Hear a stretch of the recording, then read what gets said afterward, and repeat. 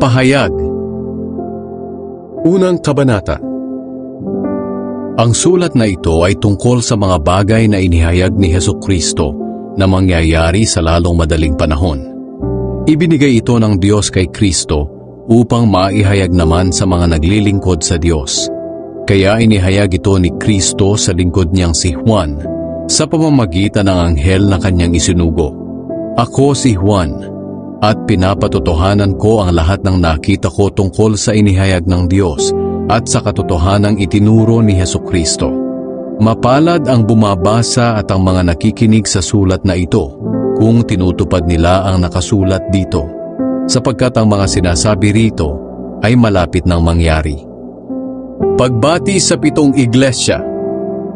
Mula kay Juan, para sa 7 iglesia sa probinsya ng Asya. Sumainyo nawa ang pagpapala at kapayapaang galing sa Diyos, sa Espiritu, at kay Hesukristo. Kung tungkol sa Diyos, siya'y hindi nagbabago, ngayon, noon at sa hinaharap. Kung tungkol sa 7 Espiritu, siya'y nasa harapan ng trono ng Diyos. At kung tungkol kay Hesukristo, siya ang mapagkakatiwalaang saksi. Siya ang unang nabuhay mula sa mga patay. At siya rin ang namumuno sa lahat ng hari sa lupa. Iniibig niya tayo, at sa pamamagitan ng kanyang dugo, iniligtas niya tayo sa ating mga kasalanan. Ginawa niya tayong mga hari at mga pari upang maglingkod sa Diyos na kanyang Ama. Sa Kanya ang kaluwalhatian at ang kapangyarihan magpakailanman. Amen. Magsipaghanda kayo. Darating si Jesus na nasa mga ulap. Makikita siya ng lahat ng tao, pati na ng mga pumatay sa Kanya, at iiyak ang mga tao sa lahat ng bansa sa mundo, dahil sa takot nilang sila ay parurusahan na niya. Totoo ito, at talagang mangyayari. Ang Panginoong Diyos ang makapangyarihan sa lahat. Kung ano siya noon, ganoon din siya ngayon, at maging sa hinaharap. Kaya sinabi niya, Ako ang Alpha at ang Omega. Nagpakita si Kristo kay Juan. Ako si Juan na kapatid ninyo at kasama sa paghihirap, paghahari at pagtitiis dahil tayo ay na kay Jesus. Itinapon ako sa isla ng Patmos dahil sa pangangaral ko ng salita ng Diyos at ng katotohanang itinuro ni Jesus. Noong araw ng Panginoon, pinuspos ako ng banal na Espiritu at narinig ko ang malakas na tinig na parang tunog ng trumpeta mula sa aking likuran.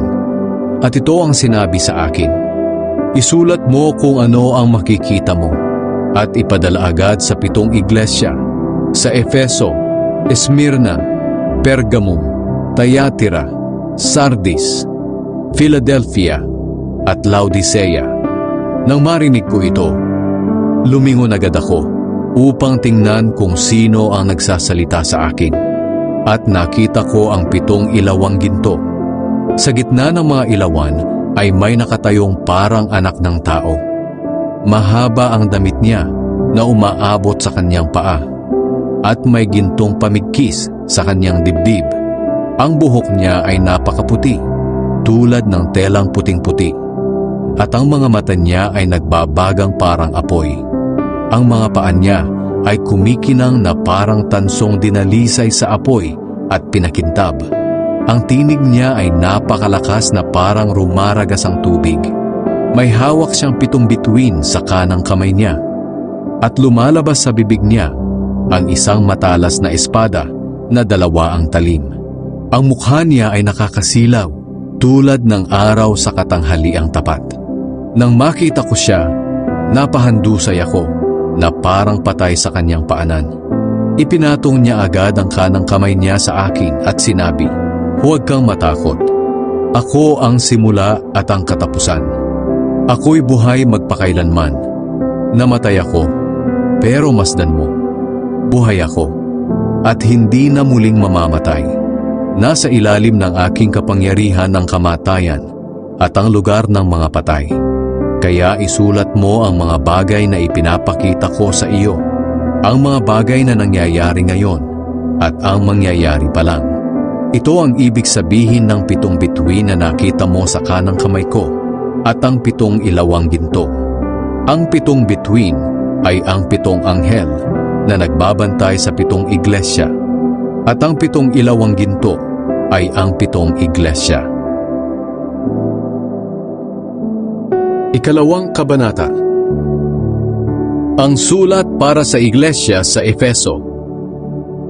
Isulat mo ito para sa anghel na nagbabantay sa iglesia sa Efeso. Ito ang mensahe na may hawak ng 7 bituin sa kanang kamay at lumalakad sa gitna ng 7 ilawang ginto. Alam ko ang mga ginagawa ninyo, pati ang inyong mga pagsisikap at pagtitiyaga. Alam ko rin na hindi ninyo kinukonsinti ang masasamang tao.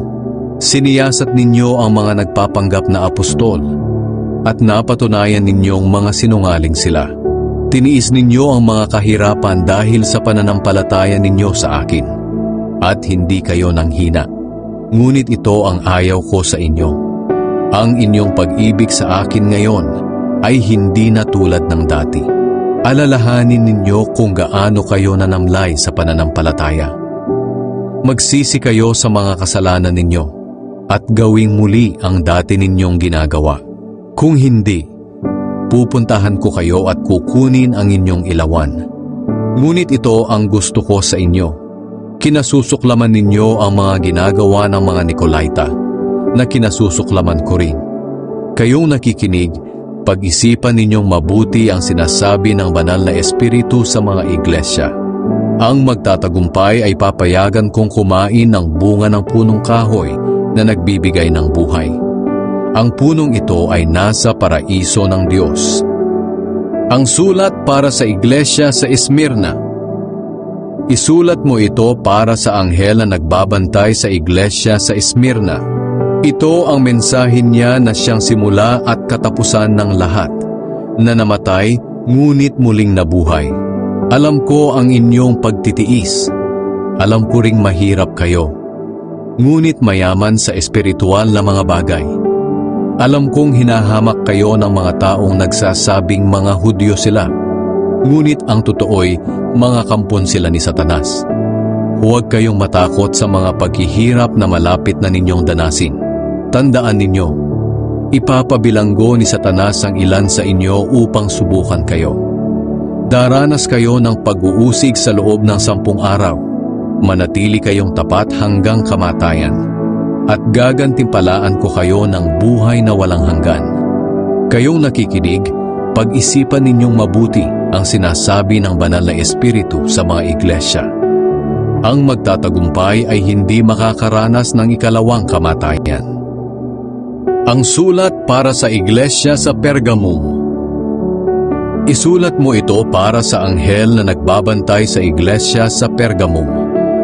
Ito ang mensahe ng may hawak ng matalas na espada na 2 ang talim. Alam ko na kahit nakatira kayo sa lugar na hawak ni Satanas, ay nananatili pa rin kayong tapat sa akin. Sapagkat hindi kayo tumalikod sa pananampalataya ninyo sa akin. Kahit noong patayin si Antipas na tapat kong saksi riyan sa lugar ninyo, na tirahan ni Satanas. Ngunit ito ang ayaw ko sa inyo. May ilan sa inyo na sumusunod sa mga aral ni Balaam. Si Balaam ang nagturo kay Balak kung paano udyukan ng mga Israelita na magkasala sa pamamagitan ng pagkain ng mga inihandog sa mga Diyos-Diyosan at sa pamamagitan ng paggawa ng sexual na imoralidad. At may ilan din sa inyo na sumusunod sa mga aral ng mga Nikolaita. Kaya magsisi kayo sa mga kasalanan ninyo, sapagkat kung hindi, pupunta ako riyan sa lalong madaling panahon at kakalabanin ko ang mga taong iyan na sumusunod sa mga maling aral sa pamamagitan ng espada na lumalabas sa aking bibig. Kayong nakikinig, pag-isipan ninyong mabuti ang sinasabi ng banal na espiritu sa mga iglesia. Ang magtatagumpay ay bibigyan ko ng pagkain na inilaan ko sa langit. Bibigyan ko rin ang bawat isa sa kanila ng puting bato na may nakasulat na bagong pangalan na walang ibang nakakaalam kundi ang makakatanggap nito. Ang sulat para sa iglesia sa Thyatira. Isulat mo ito para sa anghel na nagbabantay sa iglesia sa Tiatira. Ito ang mensahe ng anak ng Diyos, na ang mga matay nagliliyab na parang apoy at ang mga paay nagniningning na parang pinakintab na tanso. Alam ko ang mga ginagawa ninyo. Alam ko na mapagmahal kayo, matapat, masigasig maglingkod at matiyaga. Alam ko rin na higit pa ang ginagawa ninyo ngayon kaysa sa noong una. Ngunit ito ang ayaw ko sa inyo. Hinahayaan ninyo lang na magturo ang babaeng si Jezebel na nagpapanggap na propeta. Nililin lang niya ang mga taong naglilingkod sa akin at hinihikayat na gumawa ng sexual na imoralidad at kumain ng mga inihandog sa mga Diyos-Diyosan. Binigyan ko siya ng panahon upang magsisi sa kanyang imoralidad. Ngunit ayaw niya. Makinig kayo. Bibigyan ko siya ng karamdaman hanggang sa hindi na siya makabangon sa higaan. Parurusahan ko siya ng matindi, pati ang mga nakipagrelasyon sa kanya. Kung hindi sila magsisisi sa kanilang kasamaan, papatayin ko ang mga tagasunod niya upang malaman ng lahat ng iglesia na alam ko ang iniisip at hinahangad ng tao. Gagantihan ko ang bawat isa sa inyo ayon sa mga ginawa ninyo. Pero ang iba sa inyo riyan sa Tiatira ay hindi sumusunod sa mga turo ni Jezebel. Hindi kayo natuto ng tinatawag nilang malalalim na mga turo ni Satanas. Kaya wala na akong idadagdag pang tuntunin na dapat ninyong sundin. Ipagpatuloy na lang ninyo ang inyong katapatan sa akin hanggang sa pagdating ko.